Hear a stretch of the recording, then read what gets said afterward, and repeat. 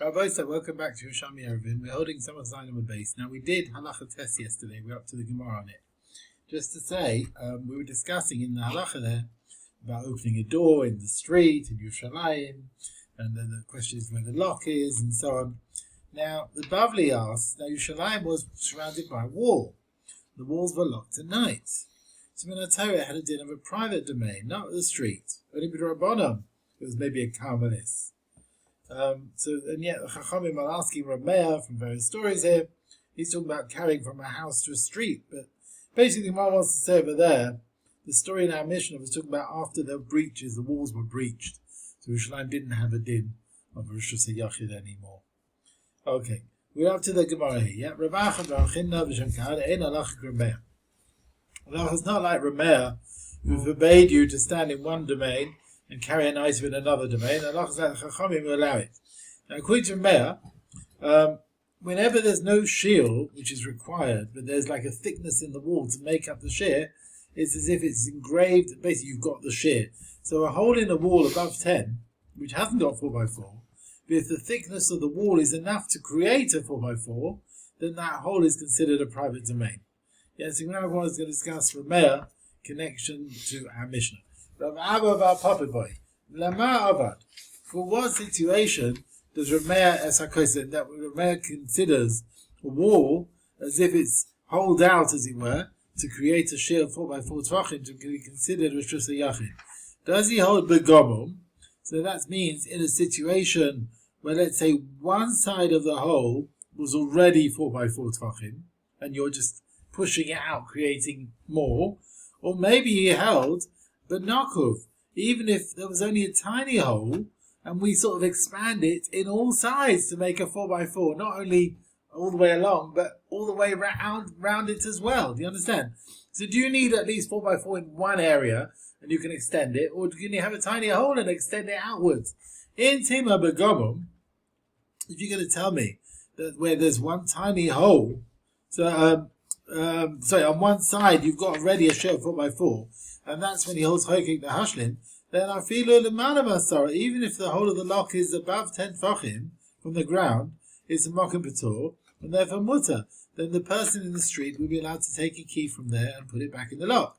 In Tema Banokov, if you're going to tell me he holds this idea of expanding the hole, even if you've only got a tiny hole from both sides, then I feel even if the whole of the lock is below 10 from the ground, also will be forbidden to bring the key from the street to the lock, because basically we're treating that hole as if it's completely full, and it's 4x4 tvachim, and it's considered a Carmelis, and carrying from the street to the Carmelis is also Rabbanan.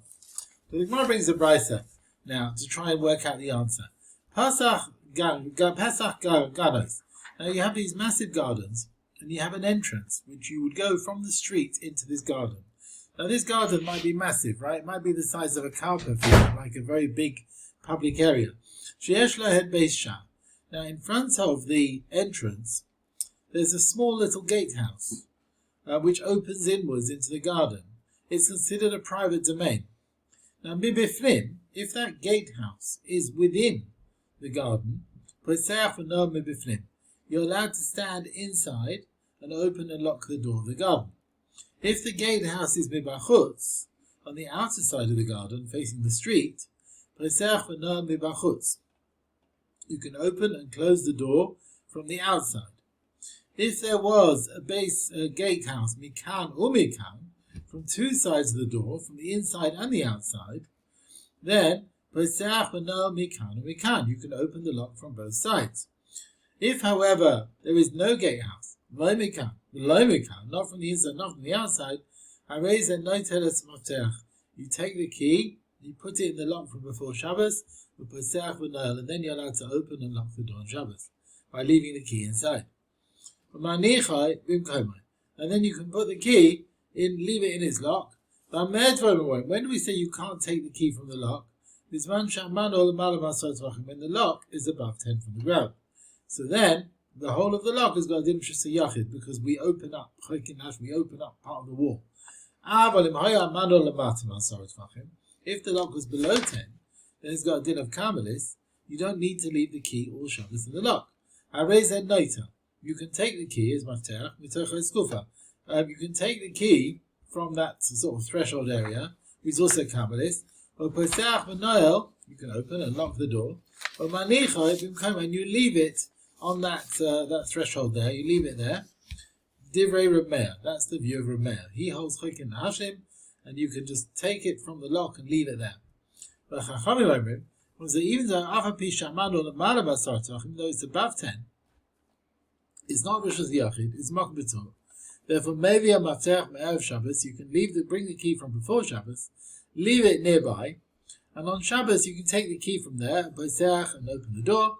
But nechas go in the house, and you can carry the key b'toch habayis into the house, which is a private domain, and afterwards you return the key to the lock, but noel, and you can lock the door, and you take the key from the lock, but if you can put it in a hole above the doorpost, which hasn't got 4x4 tefachim, that's also makom b'tor.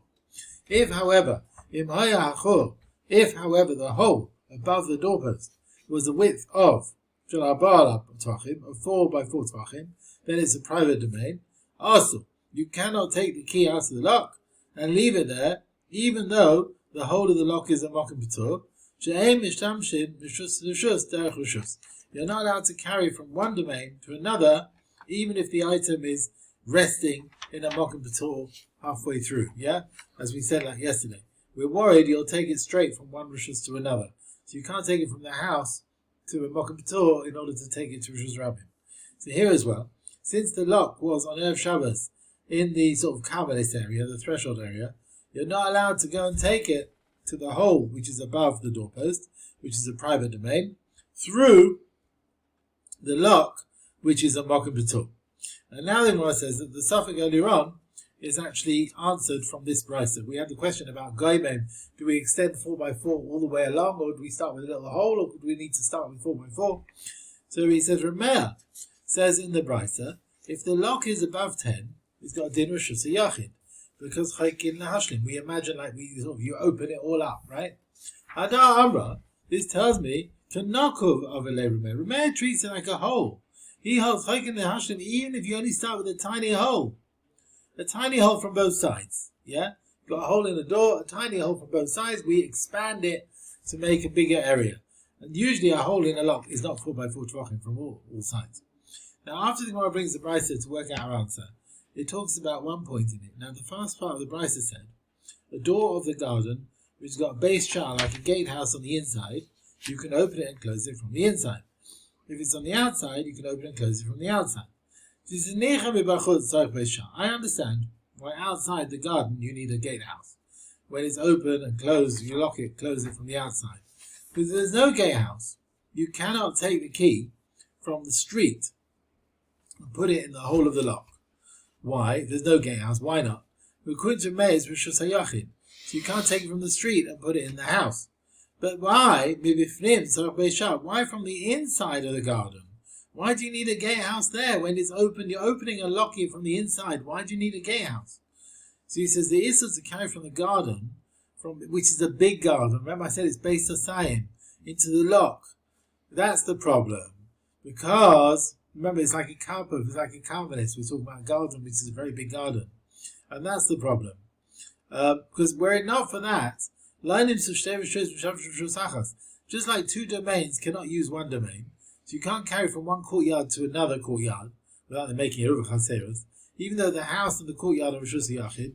So also you can't carry from a massive garden, which is based on Sayim, which is like a massive park, and it's not surrounded for living in.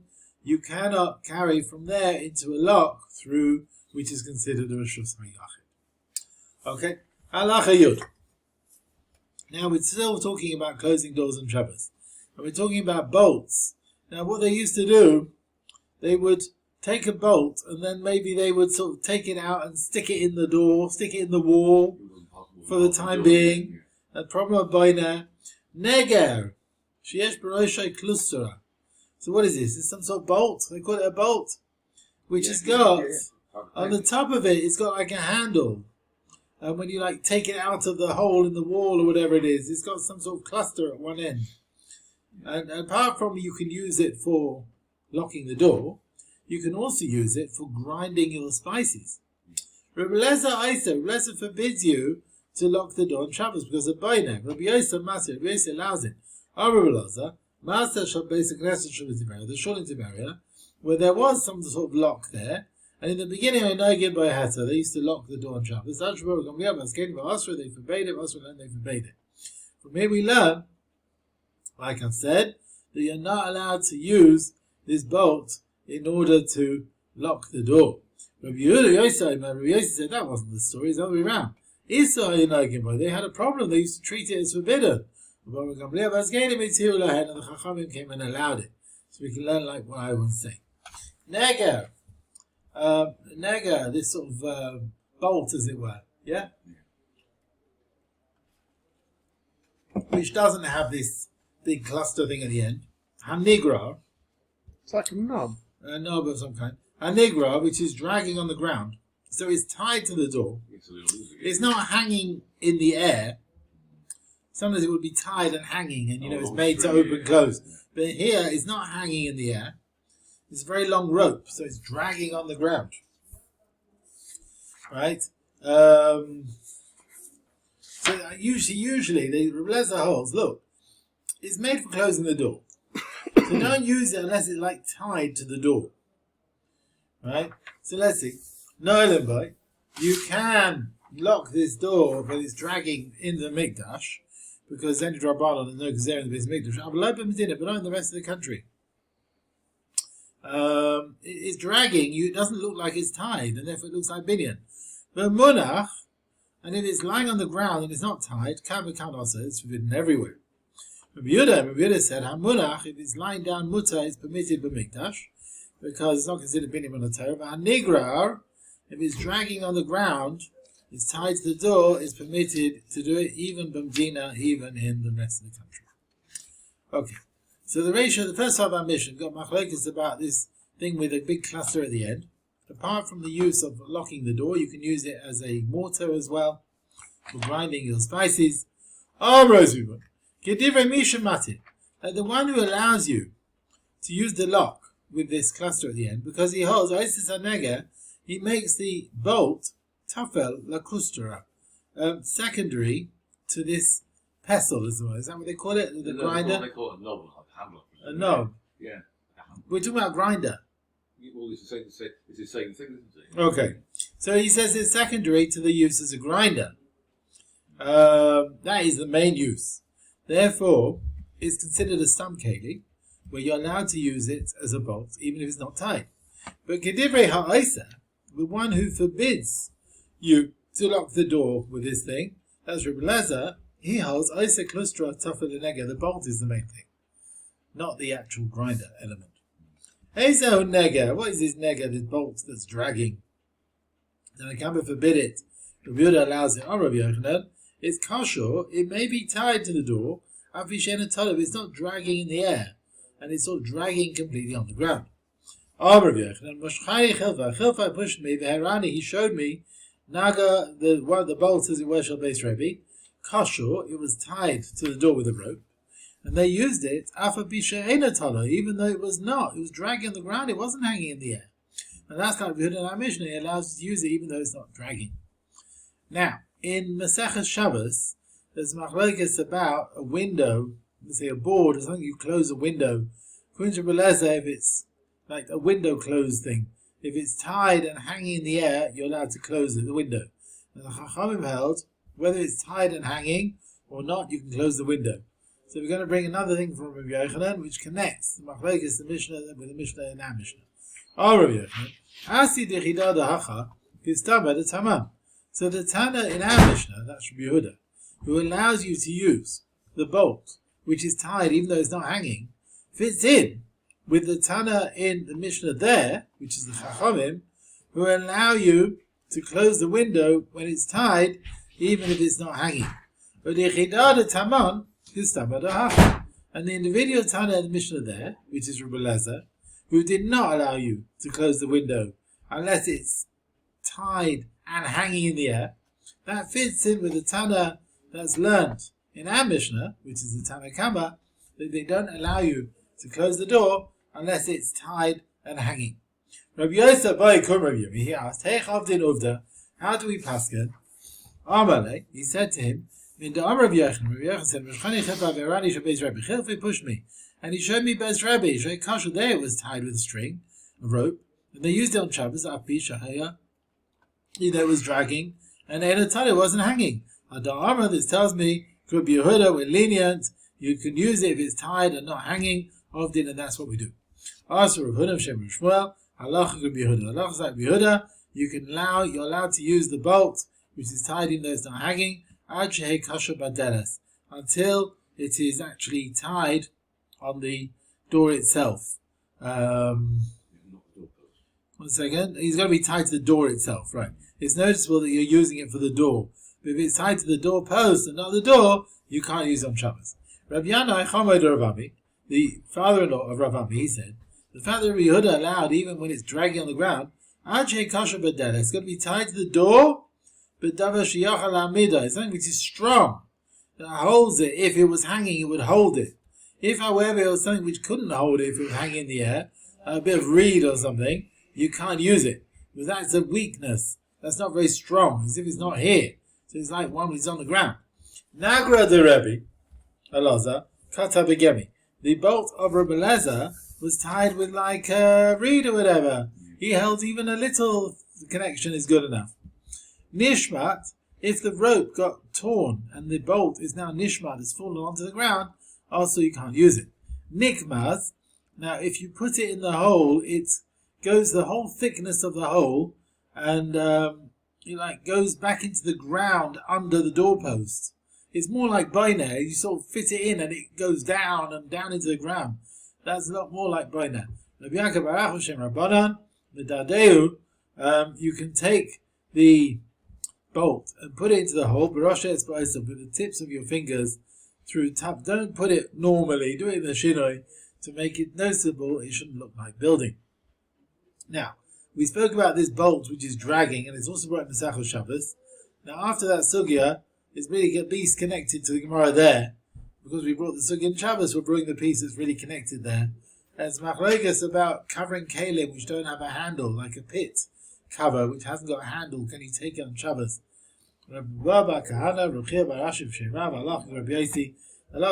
allows you to take a lid of kalim on Shabbos even if they don't have a handle. Okay. Now we spoke about the Chachamim were lenient in the mikveh, in the Beis Mikdash, with things which were rabbinically forbidden. And we're going to bring other examples, things forbidden in the Beis Mikdash, forbidden in the rest of the country, and permitted in the Beis Mikdash. Right? We start with the din of a door of a cupboard which came out of place. Mahzirin sir hatachton. You can return, let's say, the bottom hinge of a door of a cupboard or box, but Mikdash, in the Beis HaMikdash. It's not fully come out of its place. The top one hasn't come out. It's easy to put it back. Isud Rabbanan, no gzeira in the Beis HaMikdash. Avalob Medina, you can't do it in the rest of the country. Elyon, if the top one came out, can become wherever, also it's forbidden. Rabbi Yehuda would have said, Elyon, if the top one came out, but Mikdash, you can put it back in the Mikdash, there's no gzeira, but don't put it back elsewhere. But Tachton, if the bottom one came out, you can put it back even B'Medina, even the rest of the country. Marzirin Ritzia. One is allowed for a Cohen to return a bandage which has got a bit of oil and cream on it, but Mikdash in the Mikdash, because it was needed for the Kabbanas. Avalai b'Medina. You cannot put back the bandage beyond in the rest of the country. It's also with Rabbanon, because you'll come and smooth out the cream which is underneath it. And that's a problem with Machik. If you was in B'Tchila, if you're putting a bandage on, a plaster on for the first time, that it wasn't there from Erev Shabbos, can become that everywhere else it's forbidden. It was putting a plaster on a makkah which is for himself, it's not for the sake of Avodas Beis Mikdash. They did not allow it in the Beis Mikdash. Now, the Tana Kama in our Mishnah Paskin, if the top bolt has come out, you can't put it back anywhere. Now, in our Torah, there's no boiner with kalim. So why is it a problem to put the top bolt back? The reason why the Tana Kama forbade it, even though there's only Yisur Shvus, like Kol Shavus Hitiru B'Mikdash. Not every Shvus did they allow in the Beis Mikdash. There's some Shvus which were forbidden even in the Beis Mikdash. Totally related to the Brisa. Le'kanach Adam is alis belanis. One should not wipe the moisture that's gathered on the bandage on Shabbos. So what's he doing? He's sort of wiping the moisture which is gathered, the cream which is gathered. No, it's Huh? the pus. The pus that's come out. Yeah. Right, so don't start wiping that. Again, Gezerah, he'll sort of smooth it out. And Marech, the Shabbos, Chaim Chadas, then he'll be liable. We've also learnt, this is support, that if you have a bandage which came from its place, you can't put it back. If part of it came out of place, a bit towards the bottom, but the top bit is, it slipped a bit, yeah? And therefore the top bit now is open. You're allowed to push it back upwards to cover the wound. If it slipped a bit upwards, then the bottom bit is open. You can push it a bit downwards to cover the wound. You're also allowed to deal with the wound. You can raise a bit above it, raise it above the wound, like one side of the bandage, and wipe the wound from the pus, in that area which is uncovered, and then you can put the thing back to its place, and then a megala mixas is belanis mikan, and then you take it from the other side of the wound, and you can wipe it again on the other side of the wound which is uncovered, and then you put the bandage back in its place. Do not wipe away the pus from the actual bandage itself. You shouldn't come to smearing, because then one is liable. A bandage where it's like lifted up above the wound, it's sort of swelled upwards a bit. You're allowed to put it back. Providing the bandage is still next to the wound, but if it's completely come away from the wound, you can't put it back.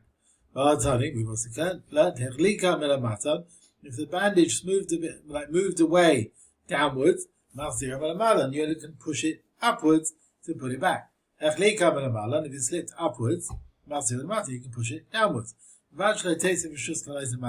Providing there's still some of it on the wound. A wound which is getting better, you can put a bandage on it, because the bandage in Elam Shamra, it's like guarding it, to guard the wound and not really to do any healing. Of course, there's two reasons of putting a bandage. One is from a refuah. You'll start grinding the spices and so on. And also you might smear out any creams and so on.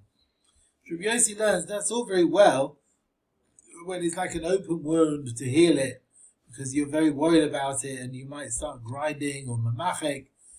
But once it's already begin to heal, you're not so excited anymore. You won't start doing the malachas, you're involved in the makkah. Therefore, there's no reason to put a gezerah. Okay. Rabbi Bun, V'shem Rabbanan Tamar, so the name of the Chachamim Babel, Noisin Allah al Gabe Makkah b'Shabbos. You can put like a leaf on a wound on Shabbos. Sha'ala Eino Elak M'Shamra. Again, it guards the wound, but it doesn't actually heal it. Amar Tanchuma, he said you're allowed to put all types of leaves, apart from vine leaves, because they actually have medicinal properties. Amar Ada Pua. What's the Pua? The woad? Pua. Which vegetable is this? Is this a veg? Madder. Which one? Madder plant, yeah. Madder plant, yeah. It's not the woad, it's the madder. Eka tav hisagin. The root is very good for a fire. When you got like 5 or 7 or 9 knots of it. But providing that the waters of it, the moisture doesn't come out. Now, so that's a nice segula thing which you have with this madder flower. Now, Ein Kohen pasuk agabimaka v'shem. You can't start reading a pasuk to heal a wound, but we're saying Hashem's name. Under kara al yavrucha, those who say a pasuk on the machla called yavrucha also is forbidden to do this. Someone who says, "Come and let's read this pasuk agabe albini on my son. She misbiased because he's a bit frightened, and it will calm him down." Well, ten I love sefer. Put a sefer Torah on him by tefillin b'shul sheish so he should sleep. Also, you're not allowed to listen. You can't do things like that. But I'll tell you, we learned in the Brisa, they used to say various psukim of Tehillim, Shusha Pagayim, and that would guard from Pagayim and Mazikin and Ruchos and bad spirits. Yerushalmi, when they extended the borders of the city and the Azara of the Beis Hamikdash. So you're allowed to read various psukim to guard from mazikin, and you can read psukim to heal. On Rav Yuzan, Kan, the Brisa allows you to read psukim al shlei nifka, before a person's been hurt, and you read the psukim to shield you. Whereas with Kan, when is it forbidden? Vishanifka, when a person has already got this illness, and then you can't use divrei Torah for healing. Ezo shisha p'goyim, what is that? Shemar Rabu Tzarai, which is in Tehillim Gimel, V'chalav Mizvah, the whole Mizvah to the end, and also Tehillim 91, Yeshua says, Eliam until Ad Ki Hata Hashem Mafsi, you are my refuge. Halacha Yud Beis. Kosher Nimin, one's allowed to tie the threads of the harp, or the lyre, whichever it was, the Levim played at the time of Nisuch of the Yain. If the strings broke, you're allowed to tie them by Mikdash, even though it's kosher min HaTorah, avaloi b'Medina, but not in the rest of the country. And if you want to connect it with Tchila, start making it the first time, then can't ask you can't do it anyway. Chaytchin, yabeles b'Mikdash, you're allowed to cut on Shabbos a wart in the Beis Hamikdash, avaloi b'Medina, that's in order to do the Avodah, right? But not the rest of the country. In Bekli, you want to use a special instrument, can't also, then it's forbidden everywhere. Choshrin Nima, you can tie the thread which the Levim were needed for their musical instruments, but Mikdash Lamdin Amrez Ribun. Now Mishnah allows you to tie the thread, even though this is a Torah. Rav Shimon Lazi, the Tanya of Shimon Lazi, he said, Nima Shabakina, Shinivska Kshari, got tied and broken and tied, Eina Mashmes Sakol. If you do that, it doesn't really give a good sound. So it doesn't help tying. Ella, what do? Mishal shell. You pull the top part of the thread, melamatan, from basically towards the downwards, and you sort of take the bottom one where it's tied, you take it away from musical instrument. So make a knot underneath. I don't know, it's like a siyas menachem in the Torah, makib patish, but it's permitted because it's needed for the avodah. Now, after the Gemara says, our Mishnah allows Issa Torah for the avodah, it brings another brisa that the klei shir is really needed for the karbonos. Tiny bullets, Rishim and Lazaimer, HaKohenim, who blew the trumpets, Malavim, in the Shir time Nisach Yain, Israelim, and the men of the Mahmud, with klei shir and all the musical instruments, all of them are essential. Ma'akvid is a carbon. He holds that they are essentialized, they're all necessary for the carbon. It allows you, therefore, to do a Melacha D'Oraisa to repair these things. You can cut these warts for the Cohen to do the Avodah. Now, with a carbon, a sef, or carbon Pesach, you don't break away Shabbos. Here he said we do. He says the reason why we allow the Cohen to cut, because when they kill kol piyasais. So we don't want to start bothering to make another lottery of which Kohenim are doing which avodah, right? And this heter is in a situation they've already made a lottery to decide who's doing what, and then it turns out someone has got a wart which would pass it in. If we don't cut it, then allow him to do the avodah, they'll have to gather all the Kohenim and make a new lottery. We can't be bothered doing that. As opposed to Psachim, it's about the animal. If there's a problem with it, we get another animal. The Mishnah is talking about the nifreches, with one that breaks away, a wart that breaks away easily. The kan in psachim is trained, but it doesn't break away. Shemon Yakim, when we said kan belecha, here's about a wet one. The kan bivesha Eruvin is about a dry one. This one Chanina Ama, he said kan in Eruvin where it's allowed is biyad, you use your hand, and therefore it's pushed away from avodah. Whereas kan in psachim, we clearly use the special instrument. As it Shimon Yakim, kibar kapara. The answer for Shimon Yakim fits in like bar kapara. He was the one who said if it's dry or wet. Rabbi Yosef Chanina, who said it depends if you're using your hand or a keli, that is Rabbi Yochanan. That fits in like Rabbi Yochanan. We've learned Kalav Akaklim B'Turin. Whenever you ruin something, there's nothing important comes out of it, you're not going to be chayav for that, right? Chutz min Amave v'Oiseh Chabura. This opinion holds if you make a fire, you make a wound, you might be liable. Bar kapara, he says you're making your chayav. You don't need the blood. When you're making a fire, even if you're in a Zarach Leifer, you don't need the ashes of the fire. Right? Two malachas, you're chayav, one who does it, even if it's proper kilkul. Rabbi Yochanan said, The brisa which obligates the one who does a wound and makes a fire, providing you need the blood or the ashes. Basically, you're chayav, even though it's a big kilkul, more than what the purpose is. So it's machlokes also to Maron. But Shlomo ben Yakim holds, like Bakapara, you do a mlach on Shabbos you're chayav, even proper kilkul. So he can't fit in our Mishnah with a wet wart, because this one brings out blood when you cut it. Therefore, there's cutting even with your hand. It's a deraisa of chayvel.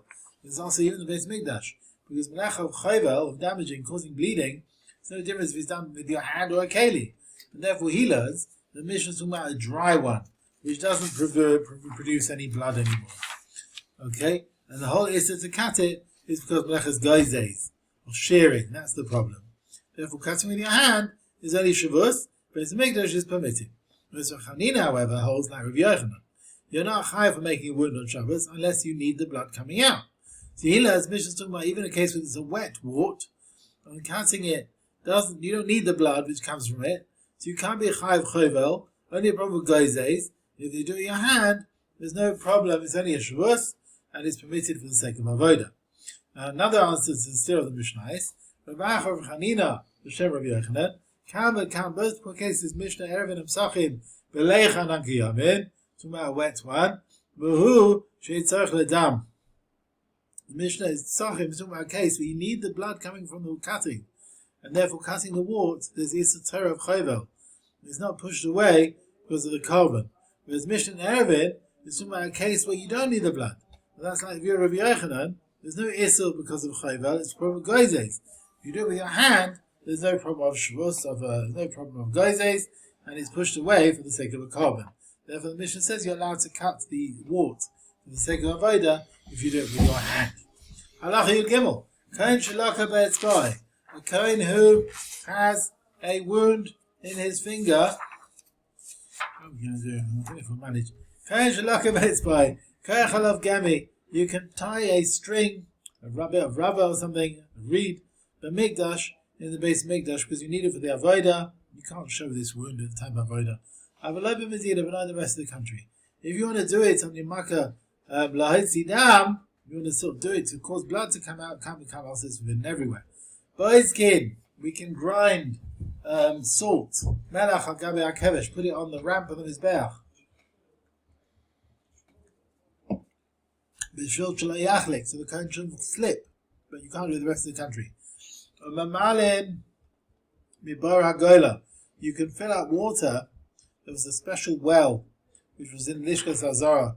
The gargle, they had a whole wheel mechanism, the Shabbos, where the buckets were attached to it. Even though the rest of the Beis Mikdash, they forbade you to use this whole wheel mechanism. And similarly, the Chacham allowed you to do it mibar hagola, which was a separate container of water, mibar haker, in a cool well, a separate area, even though it wasn't in the Beis Mikdash, but only on Yom Tov and not on Shabbos. Okay, so these are the ones you could use. Yehuda Berebi Amar, he says, Lo Shanu, when can you tie this thing on your wound, on your finger, and a gemi, like a reed, it's not a garment. The nigyai, like a small belt, also is forbidden, needs to be got because you're wearing too many clothes. So remember, we want to say Yitzchok begodim k'chis begodim. Having too many clothes is like not having enough. Rabbi Yaakov Barach of Shem Rabbi Yasser, he says Rabbi Chanina. No, it says the problem is Rabbi Chanina, the Esres Chatzitza. The Rabbi Chanina, he said, nothing must come in the way between the garments and you. The Bein Beged, Lo Bein Beged, Le Beged, Beged, or between one garment and another garment of Kohanim. So if there's no problem with Chatzitza, then you can put it on your body. If it's something where there's no clothes there, it's fine. And down to Rabbi Chanina, then, Ezo Yitzchok begodim, would be extra clothes which passes avodah. Shtei kutana is 2 shirts, Shtei misneves 2 hats, Shtei machosayim 2 shorts, Shtei avetim or 2 belts. Kuntra Hanina, what about Kohen Shalaka Be'etzbai, V'karach alav avneit, he got a wound on his finger, he ties some sort of belt around it, Kol Shem avneit puzzle, is every wearing an extra belt, is that a problem? And maybe ain't a apostle ella, but malbush, only if you wear it like the way you normally wear a belt. Very good question. We have no answer. Tani Relez in a Paisa, Ma'alim, B'diyovit. you can take wine from a barrel to another barrel with like a bent reed. Moitifin ba'adok. Drip water from a keli called adok on a metal keli. Basically, it will make a noise for the sick person to help him sleep the Shabbos. Now, first it talks about this Dovid. Malin b'Dovid. Dovid is a keli which we call mashta miha. Right. Now, what about the second keli we use? Second type of keli, matifin ba'adok. You can drip water through the keli called adok. Some say erra. Some say you do it to wake up the challah from his sleep, so it doesn't make a musical noise. And some say that no, it makes a nice noise, and they do it to cause the person to sleep. If you have a courtyard which had rain, there was a mourner's house or a wedding house, and you're worried that all the rain will gather there, and you can take some straw or maraded. You spread it out in the courtyard. Don't do it on Shabbos like you do on a weekday. Now, you can't start taking water from the galgal, this big wheel, because we're worried you'll take a big amount for irrigating your gardens. There's another issue. They're not allowed to fill water on big scales for Shabbos, because maybe you'll take a big amount to irrigate your field, your garden. If the reason why you're using it is because you're worried about the rope or the string that they're hanging the scales, then water then is permitted. If it's sort of weaker, then you're worried to take a lot of water, you're worried the rope will break.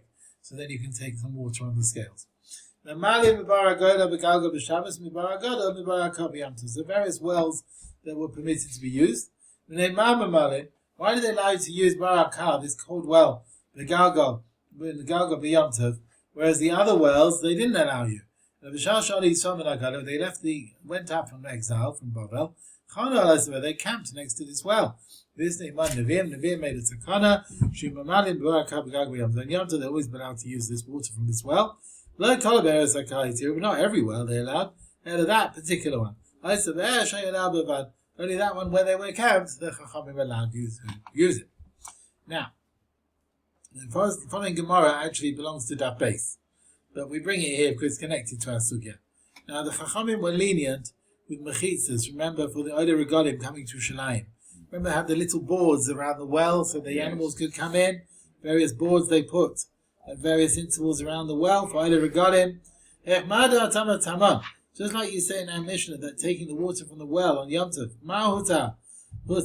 what was permitted forever.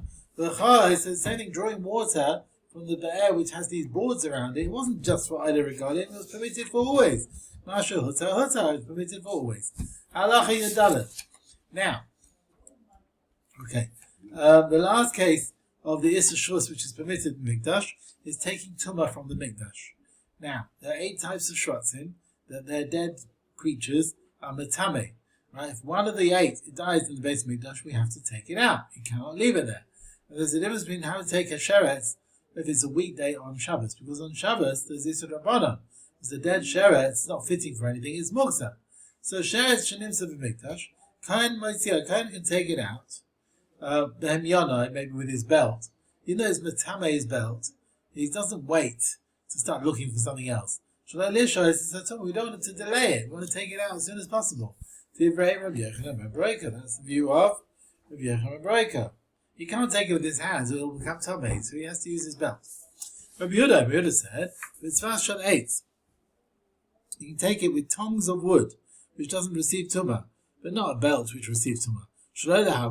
Don't increase the tumah. Where do we take it out from? From the base of Mikdash, the antechamber, the area between the olam and the mizbeach. Divrei Reb Shimon ben Anas. Rabbi Kiva, he says, any area where there's kares for going in there if you're tamei, that's where you take it out. Elsewhere, the rest of the Azara and the other rooms, if there's a sheretz, you don't take it out on Shabbos. You just put a cover over it, a plate on top of it, and that's fine. Now, we talk about the din. We said you can tie the threads of the harp, whatever it is, but not in the rest of the country. Shimon held you can't tie it in the mikdash, just make a bow, Rav Shimon, however, was also lenient for someone who's like 15 amas beyond the tchum. You can go in. He said they were a bit haphazard with the measurements, right? He said 15 amas the tchum is fine. So why is he lenient in some cases and strict in others? Rav Shimon Omer, he says, but the 15 amas, I said you can go 15 amas because they were so strict. Really, you've got that anyway. It's really part of your proper allowance, right? They didn't allow, there's no issur. The people who measure, they bring in the tchum a bit 15 amas, so they're giving you back what they took. Therefore, it's yours. When I'm strict with tying the threads, they only allowed you to do rabbinical things. So I don't want you to tie things in the mikdash where there's issur Torah. I only allow like bows and things. The insect that was found in the base of mikdash, he said to Yehuda, you say the Cohen should look for wooden tongs to take the thing out. But Lonim says to Masha V'tumah, it takes you a while to find it. I said back, Lonim says to Masha V'tumah, well you say you have to take it with your belt. So you're making more things, Tabe. I said back to him, look, wherever there's a problem, whatever we do, I should be over on the issur of leaving in the base mikdash, Shalai Bas Liyadai, which I don't have to do be a dime. I didn't cause it. I didn't cause this thing to die. It's come from its own accord. Rather than issur, I'm going to do be a dime. I'm going to be metame my belt. I'm not going to do it. This argument is like another argument. The Tanina Tama, we learned in Psachim, case of Mafresh and Challah b'tumah b'yamtiv. You got Challah v'dough on Pesach. How do we separate Challah on Yom Tov when it's Tameh? We can't bake it. It's a Yom Tov. And we can't leave it. It's a Chometz. Rebbe Lezer, he says, don't give it a name Challah until the dough gets baked. And then the baking will be permitted on Yom Tov, and the Challah won't come to the Chimutz. And the Soira, he says you should separate Challah before baking. And then, Tatil the Tzonin. Take the Challah, put it in cold water so it shouldn't rise. But Yeshua, so we're not responsible for that sort of chametz in our domain. And then mafrashta, separate the challah before you bake. But my nafta the erev and leave it till Masi Yom Tov. If it rose, echmitza, then it rose. Now, Rabbi Yeshua said to Rebbe Lezer, you say just leave it to burn. Lenin says the Kesav Kodshim beyond, like burning Pasul Kodshim and Yom Tov. Rabbi Lezer said back, you can't burn the challah. But what they leave it in the oven, you just left it in the oven. They're just burning of their own accord. There's no issa to allow kodshim which is possible to burn. You want to say can leave the challah to get it to rise, just leave it and don't bake it. Learning says over on those isurim. It's better to do a laisas which you've not done, but you've not done it with your hands. Just holding on to that in your domain. You're over, it's Shevat Tasa, you didn't do anything, you're separating Challah, and it goes and rises of its own accord. It's better to do that. Rather the loisas that come to you. So Rabbi Yehuda, in the Machlekes Mishnah about removing the Tumah, fits in with the view of Rabbi Yeshua in Psachim about Challah which is Tameh on Pesach. It's better to be over Issa Torah without an action than be over Issa Tumah b'yadayim. So the same thing in our Mishnah. Yehuda says it's better wait from removing it until you find a tongues right, which you're not receiving tumah, rather than removing it with a belt and you'll be metame b'yadayim, you'll be metame the belt. Tamon Tanina, we've learned in Zvachim, blood of korbanos. And he turned him about Tanachas, like let's say Masa Behema needs one blood application on the Mizbeach. And he got mixed up the blood with other korban, which also needs one application. One and one get mixed up. No problem. You know, some Matanachas, you do one. Matanaba, 4 and 4 get mixed up. You know, some Matanaba, you do 4. Matanachas, 4 and 1. Now what do you do? Something which needs 4 applications gets mixed up with something which needs 1 application. What do we do? Give 4. Give 1. If you give 1, you're doing less than what you're meant to do. So you're doing 4 on something that needs 1. Bishua said to him, even if you're over about Taisif, about Tigra, it's better to do 1. I'm not being over be a dying. But Tigra, yes, I'm not doing what I'm meant to do. But it's not used to be a dime. It's better to do that rather than the Loisas come to my hand. So how am we've learnt in the Goyim with the Tara of a Matzorah, and he's standing at the Nikanah gate. Hichnis Roshai, he puts his head in. And the Cohen takes from the blood and puts it on his right earlobe. And then he puts his hand in, his right hand. And the Cohen puts it on his right thumb. And then he puts Raglai. You put your right leg in. And then the Cohen puts it on his right leg. Rabbi Yehuda says, if three of them, he could put in one go, he put them all three at the same time. Now the Gemara holds, Rabbi Yehuda, in the Goyim, is it better not to increase Tumah in the Mikdash, or not to leave the Tumah there?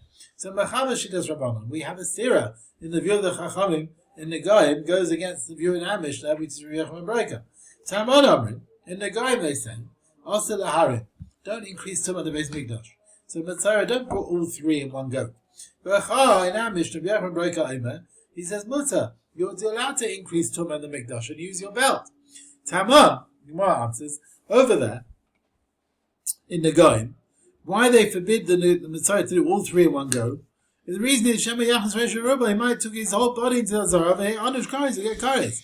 But here, the Kohen can take it with his belt, because it's only Machnis Kelim to Mei Mikdash. The problem is only, you've got Tamei clothes in the Beis Mikdash. He's not Kares. Therefore, he allows you to do that to reduce as much as possible the time it takes that the Tumah is in the Beis Mikdash. We have a contradiction in Rabbi Yehuda. Tamon Amar, in the Goyim he said Mutar Laharim, you can increase Tumah with the belt. But Amar here he says Asir Laharim, you shouldn't increase Tumah in the Mikdash. So Tamon, with the reason why he holds Matzorah has to put three in one go and not one after the other. We don't want to bring Tumah in the Mikdash three times. First a head, then a thumb, then a leg. 3 times you're bringing Tumah. But here we're not bringing Tumah, new Tumah. Tumah, you do it with me. The Tumah is already here. The insect is already here. Right? It's already here. We have to take it out. We can take it out without wasting time and without new Tumah. We can take a tongs of wood, easy to find, and take it out without bringing new Tumah in the Beis Mikdash. And Rabbi Yehuda said to Rabbi Breaker, even you're going to tell me we have to take the Tumah with the tongs of wood, and that's a delay, but that already is better than taking it with a belt. Even though both solutions, Yair Isul. Because Mutar and Lara Mitzvah's Loisasa, it's better to have a Loisasa of leaving Tumah in the Mikdash. Shalai Basal Yadai. Well look, you didn't cause that. You're not doing Yisra B'Yadayim. You didn't bring the sherets here. It's better to do that. The Mitzvah's Loisasa Shabasal Lefanov. The Loisasa which you're being over Kumva say, being Matame your belt. Now we said, where do you take out the sherets? Rabbi Kiva said, where there's Kores areas, that's where you have. Now, other places just cover it. Now, if a Cohen did take out a sheret from a place where there's Kores, and when he took it out, the sherets fell into an area where there's no Kores there. So he's on his way out, and the sherets fell in an outer building where there's no Kores. He can still take the sherets and take it out. Because Pioneer says it needs to get out, it's fitting to get out. But what about Marta Acha Basidai? He finds another sheret in this secondary area. Now he's dropped the first one, he can pick up the first one. But in this secondary area he finds the second one. Is he allowed to pick up the second one? It's not a Kores area now. Marta Acha Basidai, Moizia Shneyan, do you take both? Or maybe you only take the one that was meant to come. Now we don't have the answer to that. Some learn this following Gemara is an answer to it. We'll see. We also said the tongues that make the tongues, they're all made by original tongues. And Tzvasakat Meister Mahavas, who made the first one? Bria Havas, it was Midei Shemayim. Like in others it says it was done in 6 days of creation. Oh, and what do you say about this? He says, Achas, from one tongues, Lamdu Kama Tzivisos, they're made to make many tongues. Here as well, Mishvisa Achas, from one rest mentioned in the Torah, Lamdu Kama Shvisas, they learned various dinim of Shvisa, of keeping Shabbos. So someone to say, making one tongues from other tongues, it's not a new idea here. It's continuation of what we said. We spoke about Cohen taking a sheretz, and then where he drops it, and he finds another one. Now the first one is fitting to get out, and the question is, do we take the other one with it? So Ramana answers, he says, you know what? The first tongs was made with another tongs. So, he brought this back. So Rechina is saying, what do you mean by this? How are you answering the question? He said, no. Just like the first tongs made others, so the same thing, when they allowed you one shvus, they also allowed you others as well. So what he wants to say is, since they allowed you to take the first sheretz, they allowed you to take even many other shrotzim that you find, even though it's not an area of koreis. So Vada, they allowed you to carry together with it the other sheretz which is next to it. So that's how they want to learn that this piece is a continuation of the next. There's no shit tomorrow, Rabbi Sai. Next shit will be next week. We will start Masechet Pesachim. The cycle is starting Pesachim in a couple of weeks. We will have a bit of a break towards the end of June for Simcha, so we'll catch up. That's why we'll go ahead next week. Okay? Go ahead.